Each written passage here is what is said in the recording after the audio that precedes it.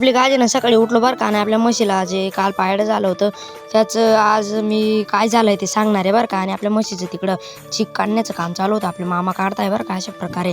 आणि आपल्या म्हशीला आहे ना हल्ल्या झाला आहे बरं का. आणि मग आपल्या म्हशी गाईंचं पण दूध बीत काढण्याचं काम झालं होतं बरं का तिकडं. आणि आपल्या हाल्या कशा दिसतं तेवढं कॉमेंटमध्ये सांगा बरं का. आणि त्याचं नाव पण पुढच्या ब्लॉगमध्ये सांगा बरं का.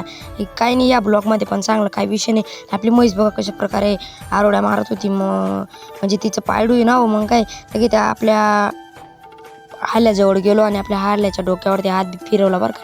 कसा आहे मग आपल्या हाल्या कसा दिसतोय मग नाद ना. मग त्याच्यासाठी तेवढं नावाचं कॉमेंट करा बरं का नक्की. आणि लगेच आपल्या सर्व म्हशी गाईंचं आता चारा बिरा टाकण्याचा वेळ झालेला आहे आणि तिकडच्या वाड्याची पण गानबीन साफ करण्याचा टाईम झालेला आहे बरं का. पहिले आपला हाल्या मस्त दिसतोय, म्हणजे सर्वात एकदम छान झालेला आहे. आपल्या सर्व म्हशी गाईंना असा हालत झालेला नाही. आणि इकडं आपल्या आजोबांचं चालू होतं बरं का तिकडच्या वाड्याची घाण साफ करण्याचं काम. आणि आपल्या आजीचं चालू होतं आज पुरणपोळ्या टाकण्याचं काम, कारण आज आखाजी आहे बरं का.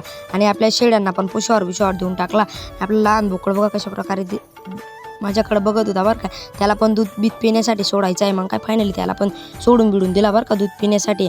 तर व्हिडिओ आवडला असेल तर नक्की लाईक करा. बाय बाय आणि नाव कमेंट करा.